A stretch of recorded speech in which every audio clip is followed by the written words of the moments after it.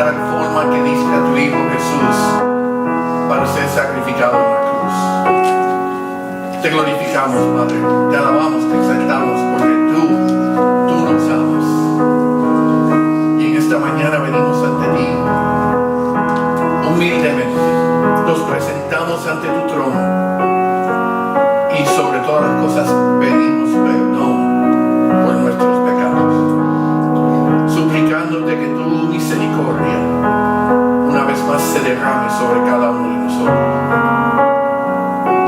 Venimos ante ti con corazones agradecidos por todo lo que has hecho por nosotros a través de la semana. Aún en las dificultades, en los problemas, sabemos que tú estás ahí presente. Y el sufrimiento, aunque quizás grande y doloroso, es temporal. El alivio que tú provees es permanente. Y en esta mañana, Padre, pedimos que si hay algo que nos disturbe, que se interponga, algo que nos mantenga alejados de ti, que tú lo remuevas, que tú quites, que tú restaures.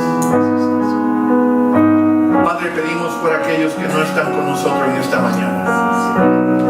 Orlando y Marianela, una vez más te los presentamos ante ti, pidiendo que tú des sanidad, que tú la restaures, Padre, y que ella pueda volver aquí a tu templo.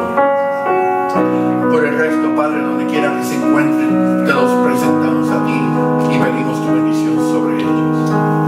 Al igual que pedimos la bendición sobre tu iglesia, no solamente en este lugar, pero en todo lugar que se reúne en esta mañana. Que tú bendigas a los predicadores, Padre, que traigan y expongan palabra santa y pura, y que sean ungidos por tu Espíritu Santo. Y que aquí nosotros hoy podamos sentir tu presencia, sabiendo que sí, tú estás aquí presente con nosotros. Bendícenos, Padre. Bendícenos. Y que al final de esta mañana todo lo que se haya dicho y hecho sea para honra y gloria tuya. Esto pedimos en el nombre, en el santo, precioso y maravilloso nombre de tu Hijo Jesucristo, nuestro Señor y Salvador. Y el pueblo de Dios dice, amén, amén. Y pueden tomar asiento.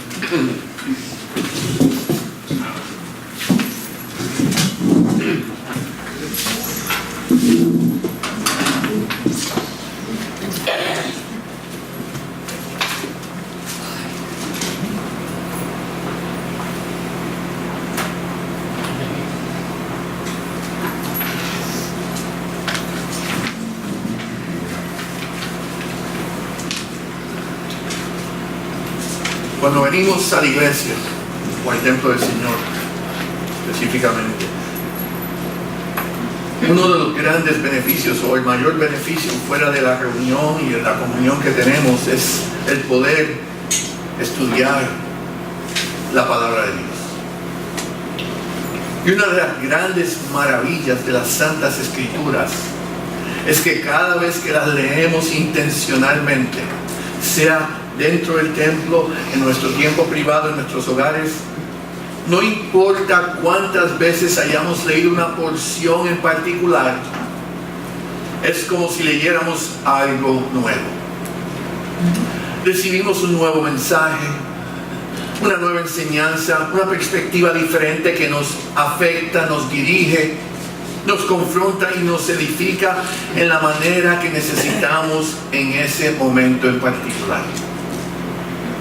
De acuerdo a nuestras circunstancias personales e individuales, el Señor a través de su palabra nos habla y nos puede instruir, restaurar, animar, estimular o aún reprender de acuerdo a su voluntad. En 2 de Timoteo capítulo 3 versículo 16 la palabra dice: toda la escritura es inspirada por Dios y útil para enseñar, para redarguir, para corregir, para instruir en justicia. Y la grandeza de esto es que hace todo eso debido a que es inspirada por Dios, no es palabra de hombre. Y debido a que es inspirada por Dios, nos toca a cada uno de nosotros en diferente manera debido al contenido de ella. Debido a esto, el autor de la carta a los Hebreos nos dice que su palabra, la palabra de Dios, es palabra viva. Fíjense, Hebreos 4:12 dice así: porque la palabra de Dios es viva y eficaz, y más cortante que toda espada de dos filos, y penetra hasta partir el alma y el espíritu, las coyunturas y los tuétanos, y discierne los pensamientos y las intenciones del corazón. No hay otro libro, otro trabajo literario que pueda hacer lo que la palabra de Dios hace. No hay comparación alguna del trabajo del hombre en la literatura que pueda reclamar lo que la palabra de Dios reclama. Y por eso es que es un privilegio y honor el poder no solamente decir tengo una Biblia, pero leer, estudiar y profundizar en lo que las palabras contenidas dentro de esa Biblia tiene para cada uno de nosotros. En cualquier momento, circunstancia, lugar que nos encontremos, cuando leemos la palabra de Dios, el Señor claramente lo dice: discierne los pensamientos y las intenciones del corazón. Él sabe mejor que nosotros mismos lo que nosotros necesitamos, y nos dice que en su palabra vamos a encontrar lo que necesitamos. Esto, por supuesto, se obtiene cuando somos guiados por el Espíritu Santo, quien nos da el discernimiento y la convicción para entender y recibir el mensaje o enseñanza que las Escrituras contienen. Esto no se obtiene basado en la sabiduría humana, en el intelecto humano, en los conocimientos humanos. Es necesario tener el Espíritu Santo. Y es de gran importancia notar que las verdades contenidas en las Escrituras son de igual importancia y significado para el más educado o intelectual, como para el más primitivo, analfabeto en una tribu, en una jungla. La palabra de Dios es igual para todos.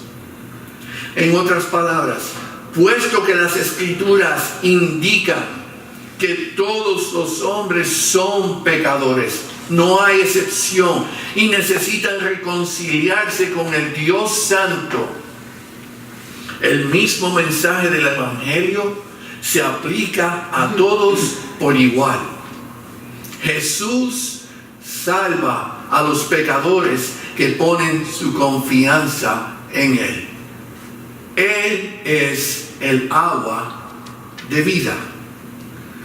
Ahora, la porción de las Escrituras que vamos a tocar en esta mañana es una porción que posiblemente todos hayamos leído en más de una ocasión, y la conocemos como Jesús y la mujer samaritana. Este es uno de los relatos muy conocidos del Nuevo Testamento, y el cual contiene grandes verdades no solo para los creyentes, pero por igual para aquellos que todavía no han entregado sus vidas al Redentor. Muchas veces pensamos que es solamente para el que no conoce, pero no. Esta porción es para ambos, y hay grandes enseñanzas también para la iglesia. En el tercer capítulo de Juan, el Evangelio de Juan, encontramos el intercambio de Jesús con el fariseo Nicodemo, donde Jesús le informó que tenía que nacer de nuevo para entrar al reino de Dios.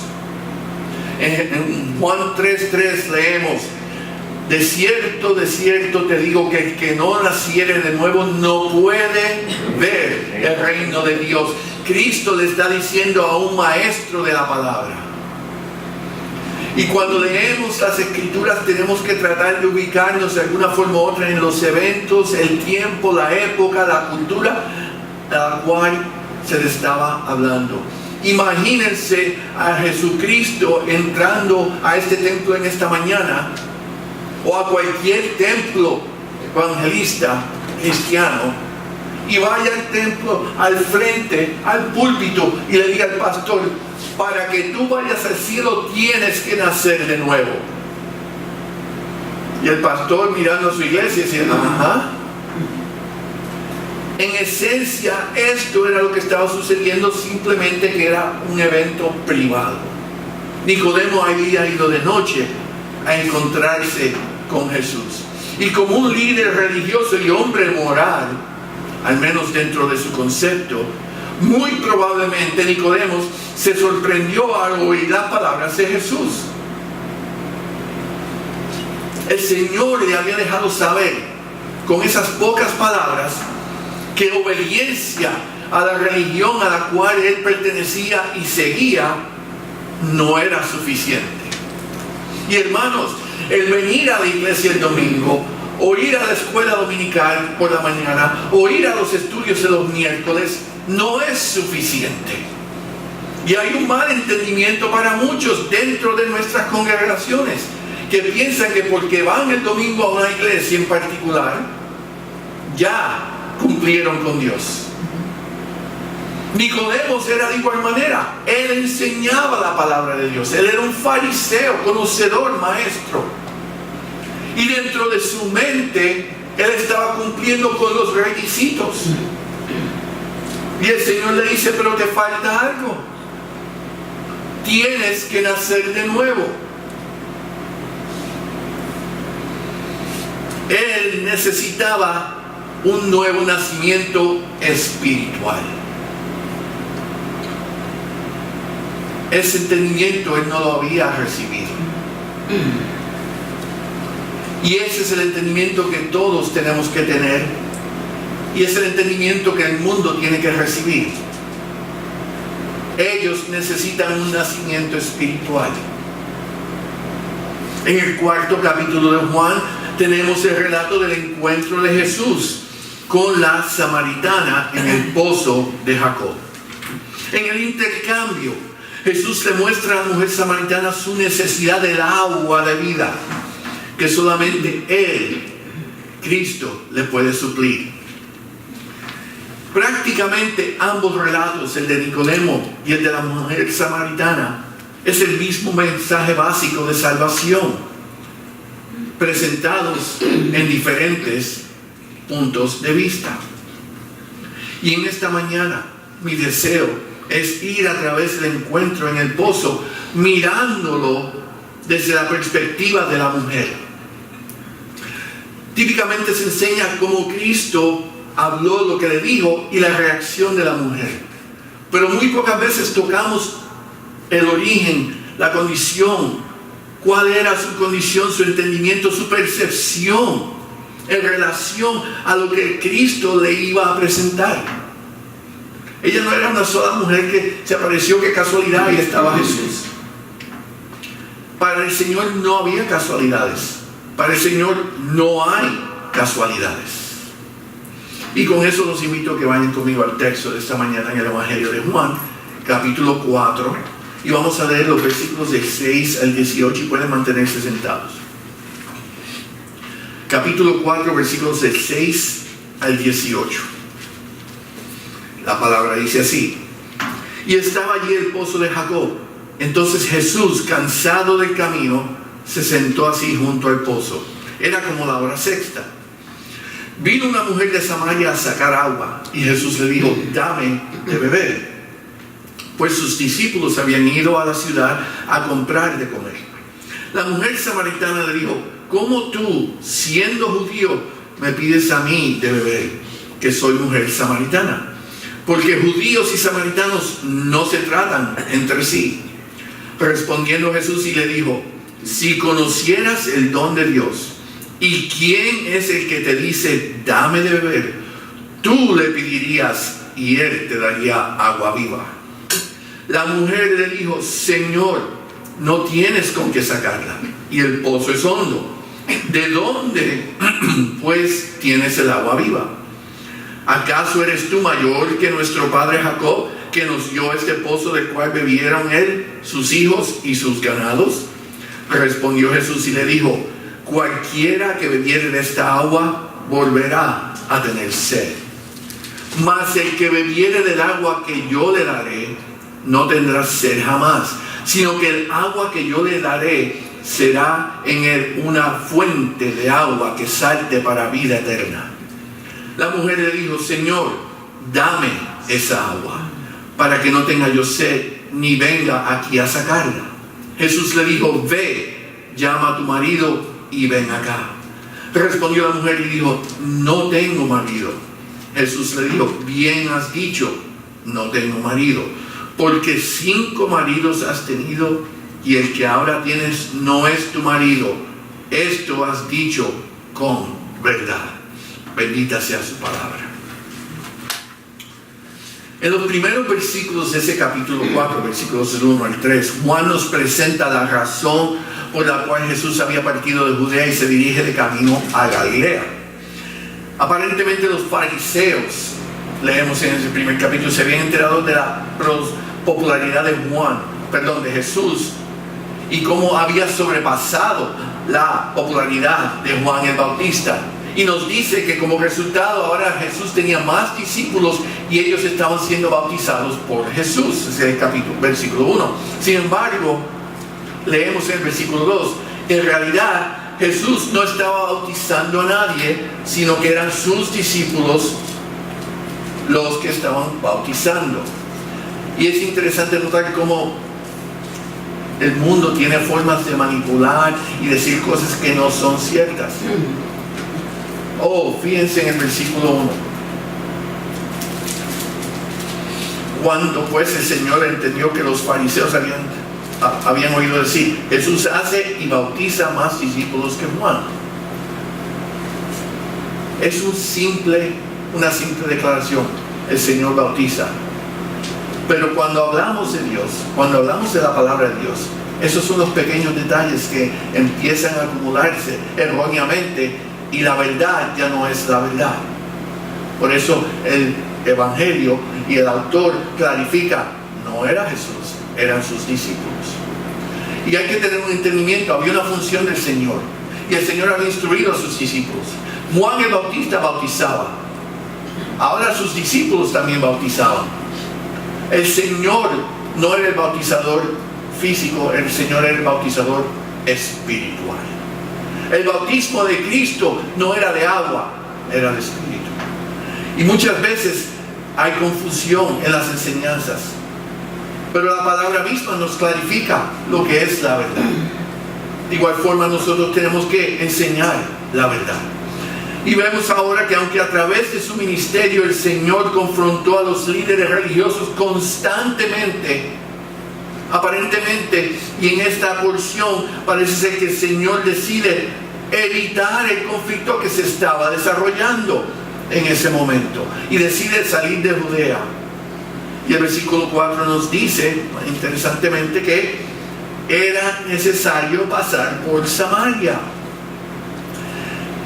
En camino de Judea a Galilea, era el camino más corto, más directo. Pero desafortunadamente había un conflicto que existía entre los judíos y los samaritanos. Y muchos de los judíos no pasaban por Samaria, decidían ir alrededor, tomar un camino mucho más largo para ir de Judea a Galilea o viceversa. Era algo que no toleraban. Era una situación hostil que existía. Pero para el Señor, como dije, no existen las coincidencias o casualidades. Y Jesús tenía un propósito divino en Samaria. Él iba con un propósito. Sus discípulos no lo sabían. La mujer en Samaria no lo sabía. Pero el Señor sí lo sabía. Y llegamos a las circunstancias. ¿Por qué era un problema el ir a Samaria? Y esta hostilidad que existía entre ellos se remonta a muchos siglos antes. No era algo que acababa de suceder o que había comenzado hacía poco tiempo.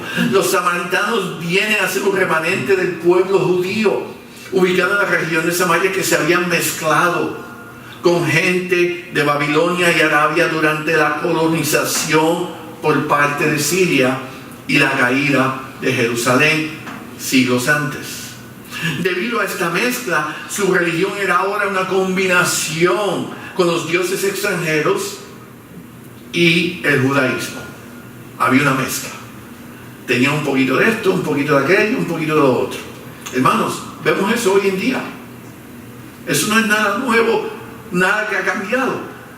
Si entramos a algunas congregaciones, vemos una mezcla de diferentes cosas y uno dice, ¿qué es esto?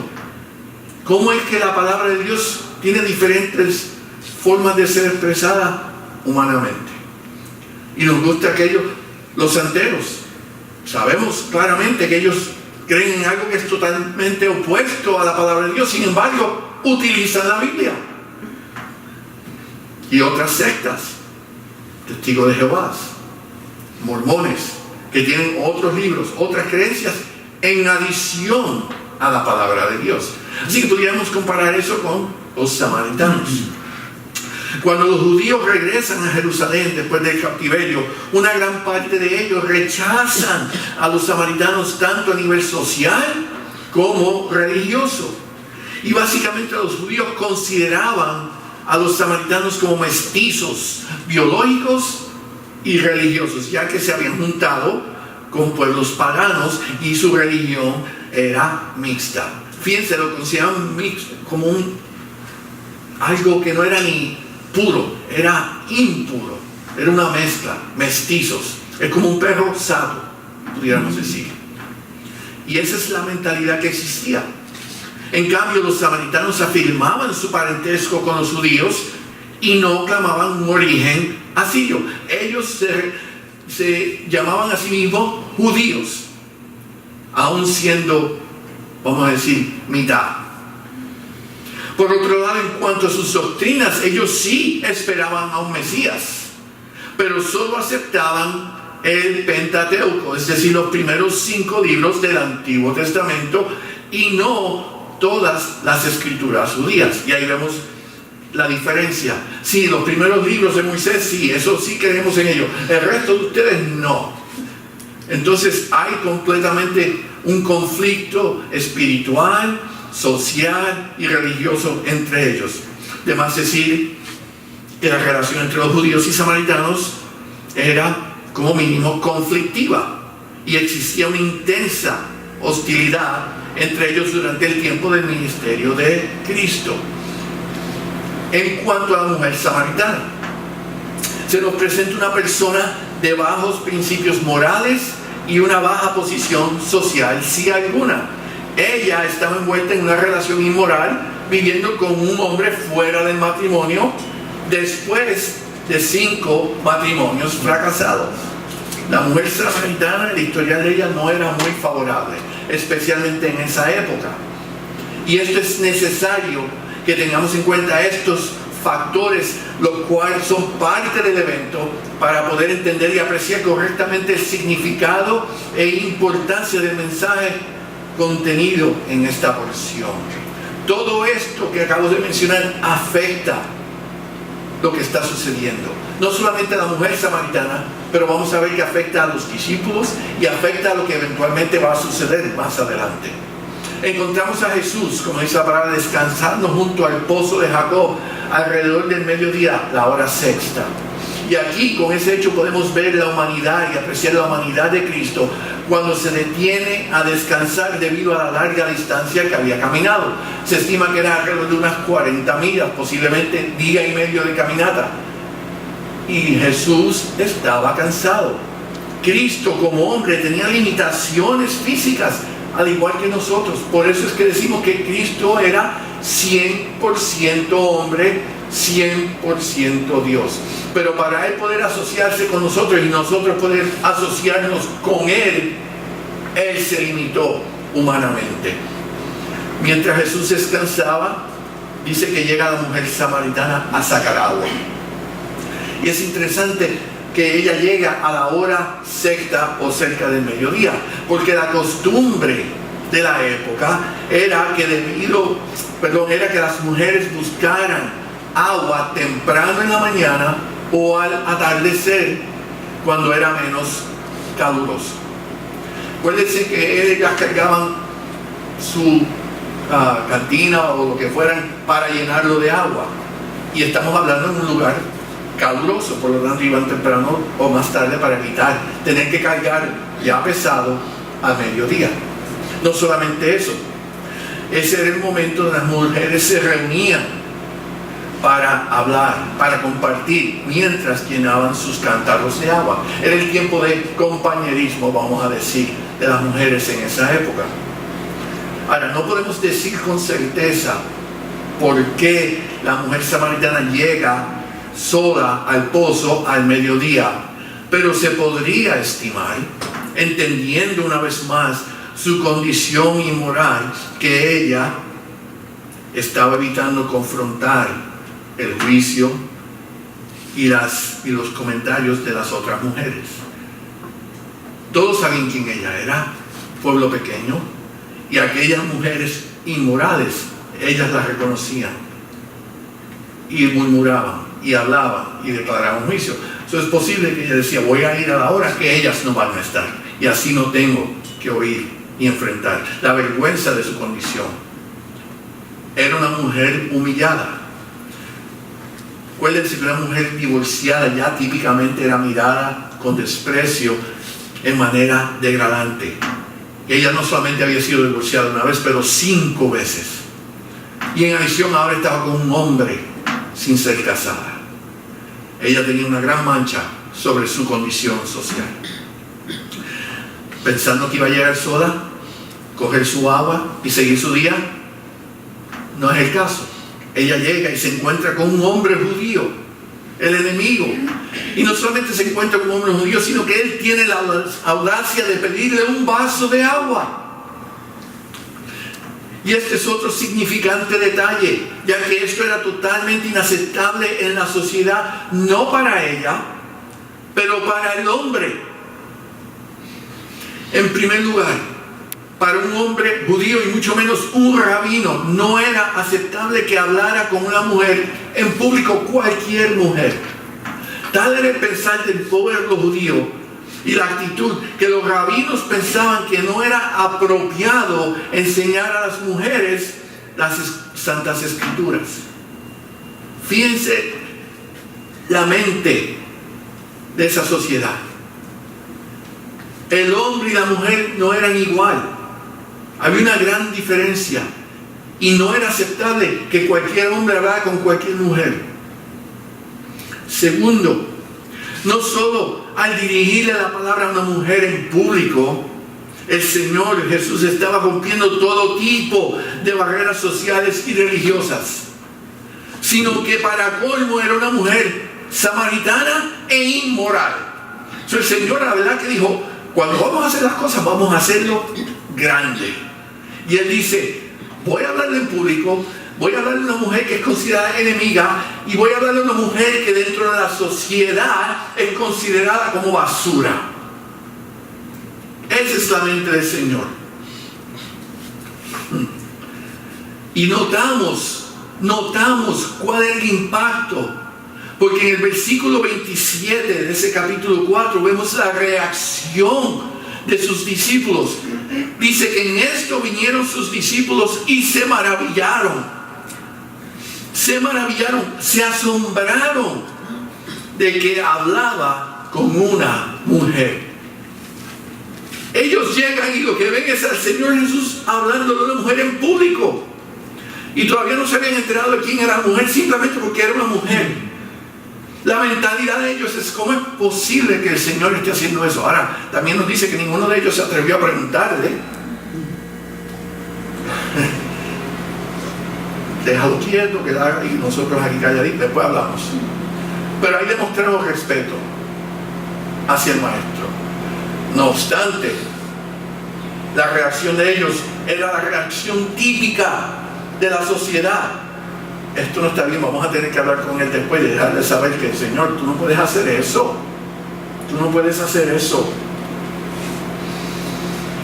Teniendo absoluto entendimiento de las condiciones que existían entre los dos grupos y las restricciones que habían dentro del sistema social, Cristo, sin preocupación de las posibles consecuencias, decide comenzar un diálogo con la mujer haciendo un pequeño pedido: dame de beber. Fíjense que el Señor no dijo a la mujer: mi nombre es Jesús, yo soy el Mesías, así que si es posible me pudieran dar un vaso de agua porque tengo sed. Yo sé que esto no es posible. No, Él simplemente dice: dame de beber. Y el Señor tenía total conocimiento de la condición, la situación, de las reglas. A Él no le importó. ¿Qué es lo que nos enseña a nosotros? Que tenemos que entender las prioridades de Cristo. No es lo que el mundo piensa o diga. Es el estado espiritual de un alma.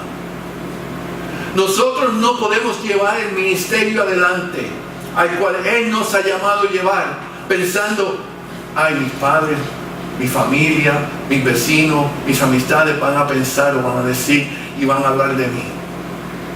El Señor miraba a un mundo perdido y Él decía: yo tengo que llegar y hablarle a todos los que pueda.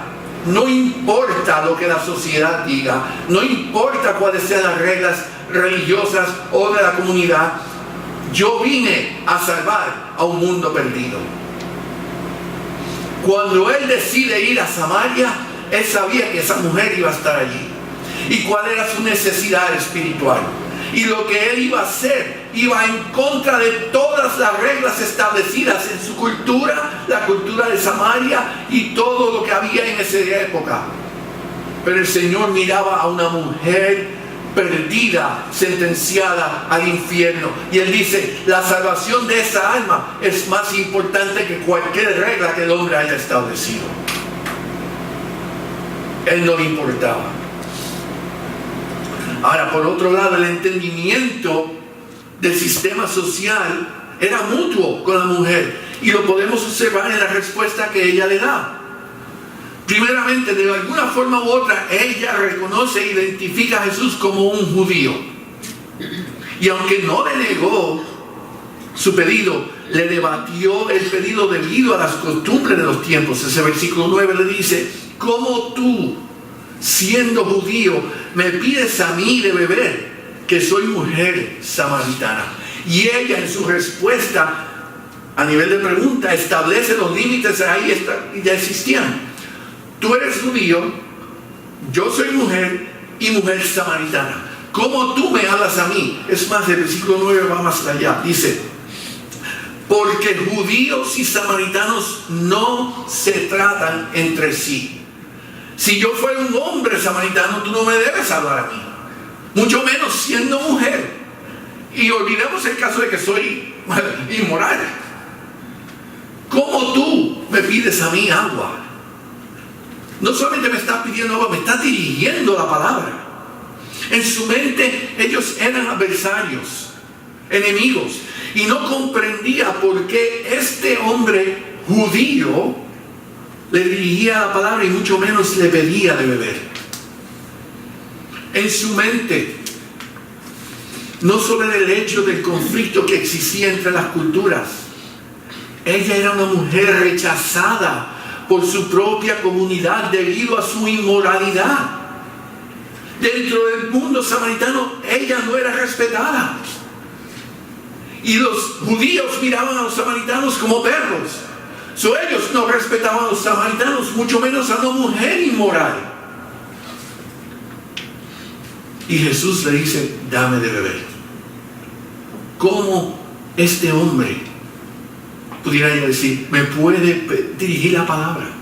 Y no de forma degradante. No dijo: tú, perra, sírveme a mí, judío. No le insultó, no le habló de una forma que le hiciera humillar. Simplemente le dijo: dame de beber. En su mente todo tipo de cosas tenían que estar pasando. ¿Quién soy yo para que me hable? Y tenemos que ponernos en esa posición, porque todos nosotros somos pecadores. ¿Quién es Cristo para que cuelgue en la cruz por mí? ¿Quién es Dios para que me conceda la oportunidad de ser salvo? ¿Por qué a mí? ¿Por qué yo y no otro? Especialmente para aquellos que dicen que somos preescogidos. ¿Cómo yo puedo ser mejor que otro cuando somos todos pecadores? Pero el Señor ama al mundo y le da la oportunidad a todos. No podemos mirar a la mujer samaritana nada diferente como la otra mujer que fue encontrada en adulterio y la iban a apedrear. Y el Señor dice: el que esté libre de carga de pecado, tire la primera roca. Y uno por uno dejaron las piedras y se tuvieron que ir, porque nadie es inocente. El Señor no mira el pecado, porque todos somos pecadores. El Señor mira al alma y dice: está perdida y necesita salvación. Nosotros tenemos que mirar al mundo de igual manera. No juzgar y decir no merecen. Por el contrario, mirarlo y decir necesitan compasión. Y el Señor estaba demostrando compasión. Ella posiblemente en su mente iba de camino pensando que iba a estar sola y no iba a tener que confrontar a nadie y mucho menos hablar de su propia vida. Y cuando llega se encuentra con un hombre judío quien le dirige la palabra. El Señor, sabiendo quién es el Señor, ignora la contienda que existe entre los grupos y la objeción que ella le presenta, y aprovecha la oportunidad y trata de apaciguar la tensión. ¿Cómo tú me hablas a mí? Tú judío, yo samaritano. Presentándole una interrogativa para atraer su interés y curiosidad. Versículo 10 le dice: si conocieras el don de Dios y quién es el que te dice, tú le pedirías. Y él trata de entonces hacerla a ella reaccionar, quitar la mente de lo negativo y traerla hacia algo positivo. Y en ocasiones nosotros tenemos que de igual forma, de manera resolver nuestras diferencias, evitando entrar en discusiones que no son fructíferas, y buscar un tema positivo para establecer la comunicación. Es muy fácil entrar en argumentos, especialmente con aquellos que atacan la cristiandad, que nos atacan a nosotros, que nos llaman todo tipo de nombres, o que piensan que ellos tienen la verdad. El argumentar con ellos no resuelve nada. Pero si buscamos de alguna forma u otra llevarlos a algo positivo y de esa manera guiarlos a la verdad, dejemos que el Espíritu Santo obre en ellos, no nosotros. Nosotros simplemente somos mensajeros. No somos jueces, no somos jurados, y ciertamente no somos lo que vamos a sentenciar. Cristo le insinúa a la mujer que es algo que ella debería saber. Si supieras, si conocieras el don de Dios. En otras palabras, no es uno cualquiera el que te está hablando. Y ahí el Señor empieza a establecer su persona, a establecerle para el beneficio de ella: yo no soy cualquier judío, yo no soy cualquier hombre. Si tú supieras quién es el que te está hablando. Y nosotros también debemos de reconocer cuando el Señor nos habla. Por eso es que cuando leemos la palabra de Dios no debemos leerla como cualquier libro buscando conocimiento, buscando aprender un versículo o un capítulo. Ay, yo me memoricé. Bueno, no es que no lo hagan, por favor. Pero ¿qué le está diciendo el Señor a través de ese versículo, a través de ese capítulo, a través de ese libro? ¿Qué mensaje nos está enviando. Prestemos atención cuando el Señor nos habla, porque Él nos habla claramente en su palabra. Y muchas veces estamos tan preocupados con memorizar que ignoramos el mensaje o la enseñanza que existe en esa palabra. Tenemos que dedicarle la atención merecida. Y el Señor está buscando esa atención de parte de ella. ¿Quién es el que te dice? Si supieras quién es el que te habla. El Señor continúa la conversación haciéndole una oferta. Cristo le ofrece agua viva. Y Él es el único que puede hacer esa oferta. Ahora la mujer demuestra su falta de entendimiento y su incredulidad cuando le dice: Señor, no tienes con qué sacarla y el pozo es profundo, es hondo. ¿Acaso eres tú mayor que nuestro padre Jacob? Agua viva. Primero tú me estás pidiendo agua a mí. Estás sentado ahí sin nada. ¿Cómo tú me vas a dar agua a mí? Y una agua que es mejor que la que está en el pozo de nuestro padre Jacob. Fíjense cómo en la mente del samaritano ellos se identificaban con el pueblo judío. Nuestro padre Jacob. Una línea directa al pueblo judío. Y ahí vemos el entendimiento que ella tenía. El entendimiento que muchos tienen. Yo soy católico. Porque mis padres y mis abuelos y mis tíos y mi generación, yo nací, yo me crié católico o católica. O no, yo soy pentecostal. O yo soy bautista porque nuestra tradición. Y la samaritana estaba haciendo lo mismo. Nuestro padre Jacob, ¿quién eres tú para hablar? El Papa. Yo creo en el Papa. Yo oí ese comentario más. Yo creo en el Papa. ¿Y quién es el Papa? Con todo respeto, es un hombre igual que usted y yo. Es como cualquiera que dijera: yo creo en Dani. Yo no creo en Dani. Ahora, yo sí creo en Cristo. Y nuestra fe tiene que ser no en un hombre, en Dios. La mujer samaritana se relaciona al pueblo a través de un hombre, Jacob, el fundador de la nación. En vez de decir: nuestro padre Jehová, quien le dio a Jacob este pozo, lo cual es un hecho, no se identifica con un hombre. Los israelitas se identificaban con un hombre: Abraham, Moisés.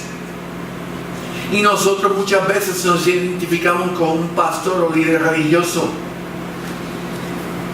El único que merece la atención es Jesús, no otro. El resto somos mensajeros de Él, representantes de Él. Por lo tanto, toda honra y gloria debe ser dirigida hacia Él, no hacia un hombre líder. Pero ahí vemos falta de entendimiento de parte de ella.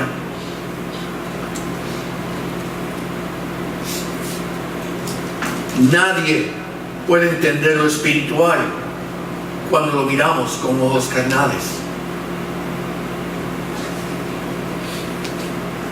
Ella no entendía que Cristo le estaba ofreciendo suplir su necesidad espiritual. No era agua física. Ella hace la pregunta: ¿quién eres tú? ¿Qué es lo que tú me estás ofreciendo con esa agua viva? El vacío que ella tenía, la vergüenza que ella sentía, el rechazo que recibía viviendo una vida inmoral, Cristo se lo iba a remover, se lo iba a quitar, ofreciéndole agua de vida.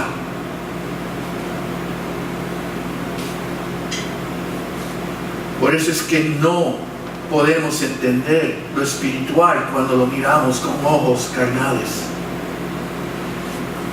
Y eso era lo que ella había hecho. Por otro lado, hay aquellos que dicen confiar en Cristo hasta lo que pueden ver o lo que pueden entender, y no un paso más. Sí, yo confío en Cristo porque Él ha hecho esto, y yo entiendo eso, pero aquello, yo no sé cómo es posible, hasta ahí llegué yo. Se encuentran frente al Mar Rojo y yo no sé nadar, así que yo viro para atrás. Ven la pared de Jericó y yo no puedo subirla, así que vamos a otro solo. Y el obstáculo es más grande que su fe. Por eso es que nuestra relación con Cristo es verdadera y crece cuando nuestra fe, nuestra confianza en Él es basada en una fe sin límites. Los obstáculos ya existen, no son nuevos. ¿Cómo los pasamos? Ahí viene la fe. Y ahí es que el Señor obra. Yo no sé cómo pasar la muralla, pero el Señor sabe cómo derrumbarla. Y ahí es que tenemos que entregarnos y reconocer nuestras limitaciones y verdaderamente confiar en Él.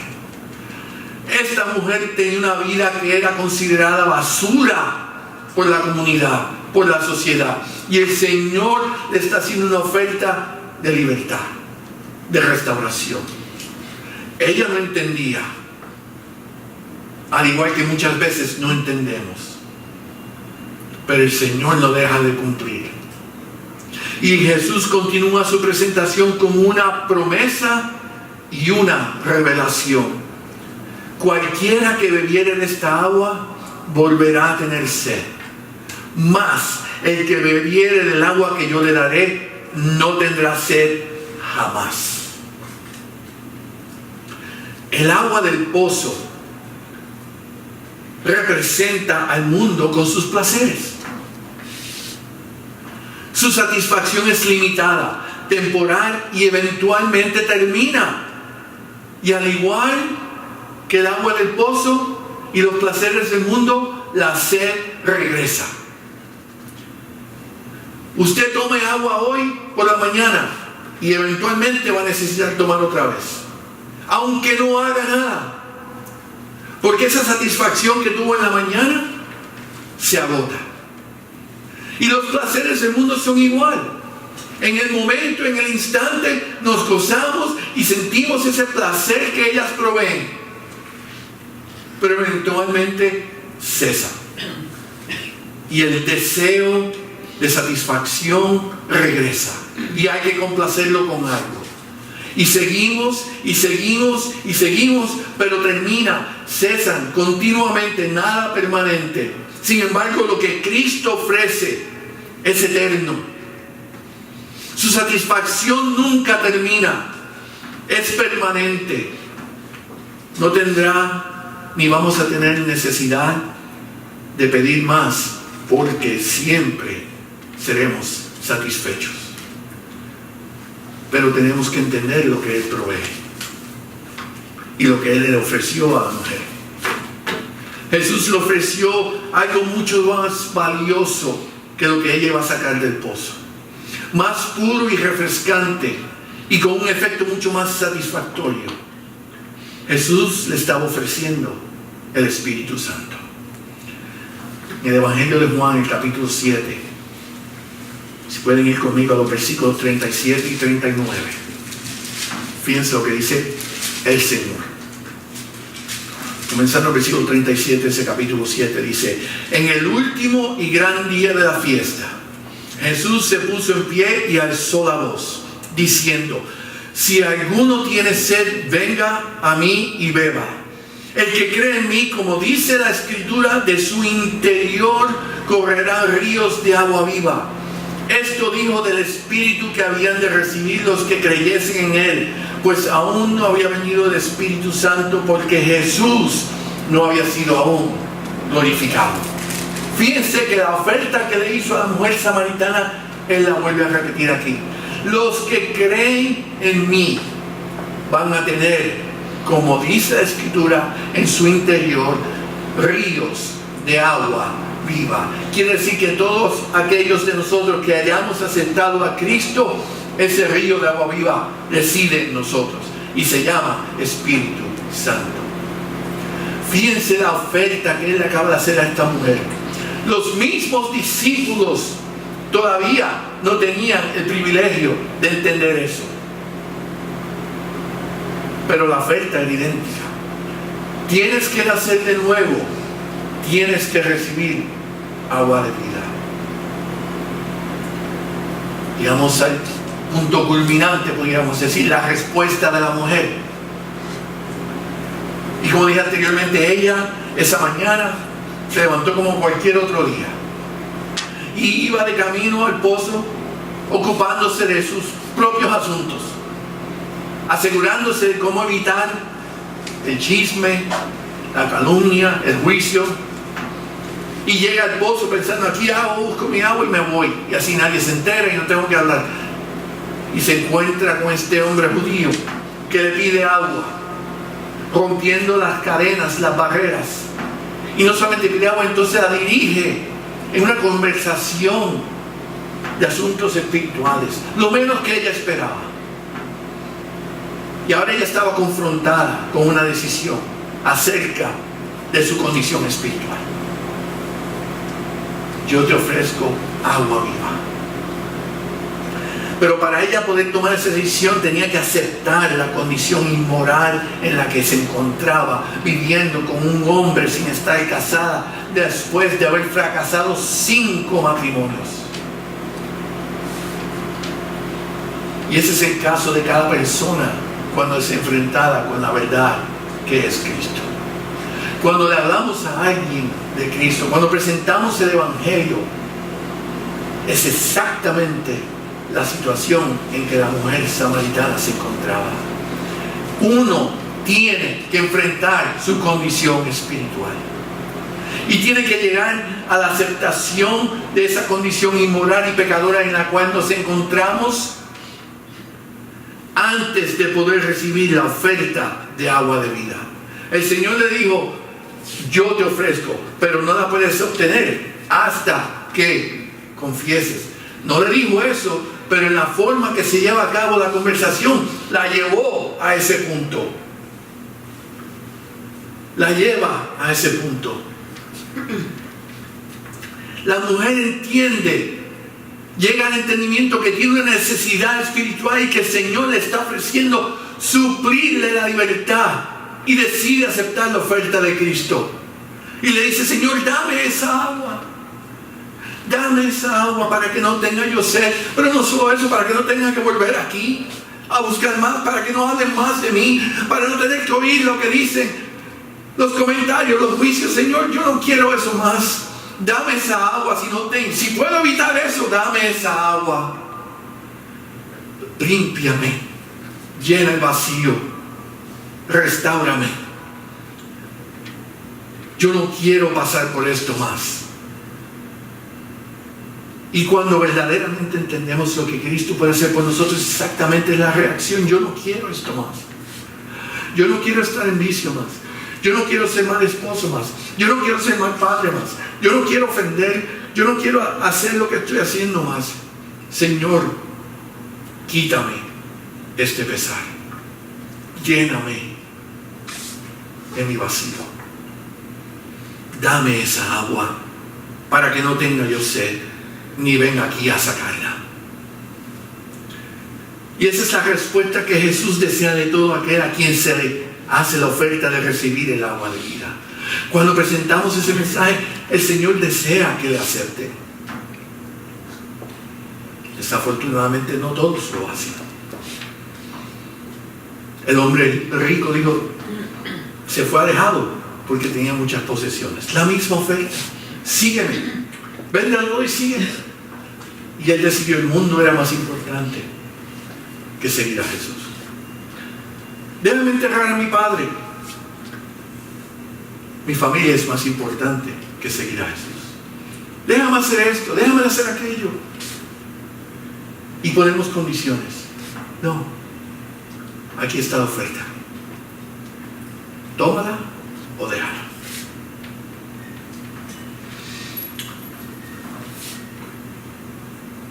Y el Señor la confronta. Le dice, ok, perfecto, pero ve y dile a tu marido. Ella no había confesado. Ella no había dicho, yo vivo en una vida. No, hasta este momento ella no había dicho nada acerca de ella fuera de que yo soy samaritana. Y el Señor le dice, ve, llama a tu marido y vuelve. Y en el versículo 17 dice, no tengo marido. Y ahí ella se ve, donde tiene que en esa decisión mirar al que le hace la oferta y decir la verdad. No tengo marido. Pero no solamente no tenía marido, había más. Pero entendamos la posición de la mujer. No juzguemos, miremos la vergüenza que existía ahí. Ella no sabía lo que él le iba a decir. Ella muy fácilmente pudo haber mentido, que yo vengo ahora. Pero a ese momento ya ella había entregado su pecado. No tengo marido. Y el Señor ve lo que hay ahora, la sinceridad de lo que ella está expresando. Y le dice, ciertamente, le dice el versículo 17, no has dicho no tengo marido, es verdad, porque 5 maridos has tenido y con el que vives no es tu marido. Ahora imagínense la mujer. ¿Cómo es posible? ¿Quién es este hombre? ¿Cómo es posible que él sepa eso de mí y me haya hecho la oferta que me ha hecho? Porque si sabe lo que yo soy, muy fácilmente me pudo haber rechazado. Si sabe mi condición, lo inmoral que yo soy, ¿por qué me está hablando sabiendo lo que sabe? Pero no me rechazó, no me ignoró, no me humilló, me ofreció agua de vida.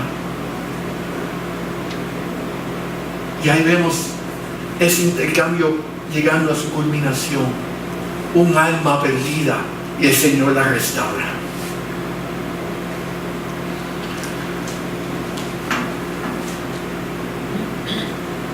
Para recibir la oferta de Cristo, tenemos que llegar a la humillación de nuestra vida y nuestra condición.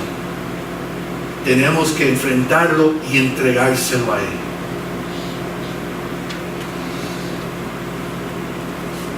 ¿Cuál es la aplicación para nosotros que estamos aquí? Para aquellos que ya le hemos aceptado. Es que si queremos ser como nuestro Salvador, si queremos actuar en la forma que Él actuó, no debemos de juzgar a nadie para determinar quién merece o no la salvación. Todos son pecadores y el Señor murió por todos. Él no escogió este mejor que aquel. Él no decidió, aquellos merecen y estos no. El mensaje de salvación es para todos. Debemos de buscar las oportunidades y tratar de llevar la conversación hacia el Evangelio para que puedan llegar a conocer al verdadero Salvador. Y Él dará el entendimiento. A través de su Espíritu Santo Él los va a hacer reconocer. La decisión es individual para cada cual. Y algunos aceptarán y muchos la rechazarán.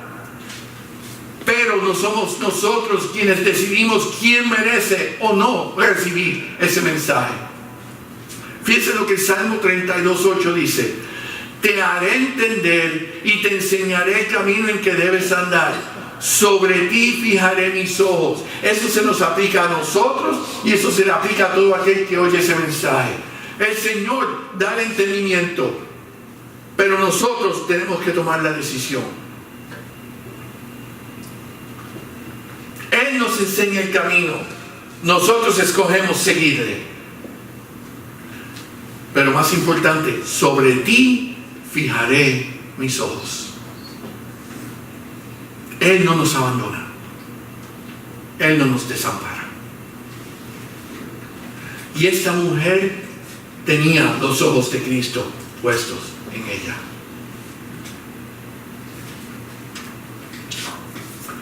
Los personajes y circunstancias en los relatos de Nicodemo y la mujer samaritana eran totalmente diferentes. Él era un hombre judío. ella era una mujer samaritana. Él fue ortodoxo y educado en la fe judía, ella era inculta y heterodoxa. Él fue un líder influyente, ella era nadie en la sociedad. Él era de clase media alta, ella era de clase baja. Él era moralmente recto, ella era inmoral.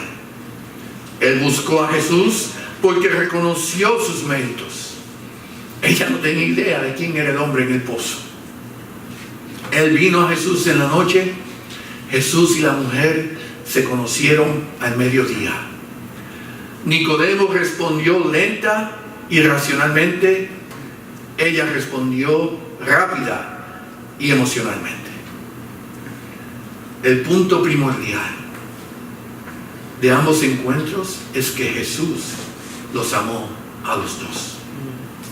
Él vino a buscar y a salvar a todo tipo de personas.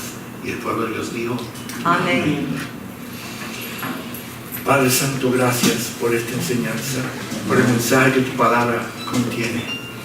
Gracias porque sabemos que tu Espíritu Santo nos da entendimiento. Y pedimos que en este momento, en esta mañana, nos abras ese entendimiento para recibir lo que esta palabra contiene.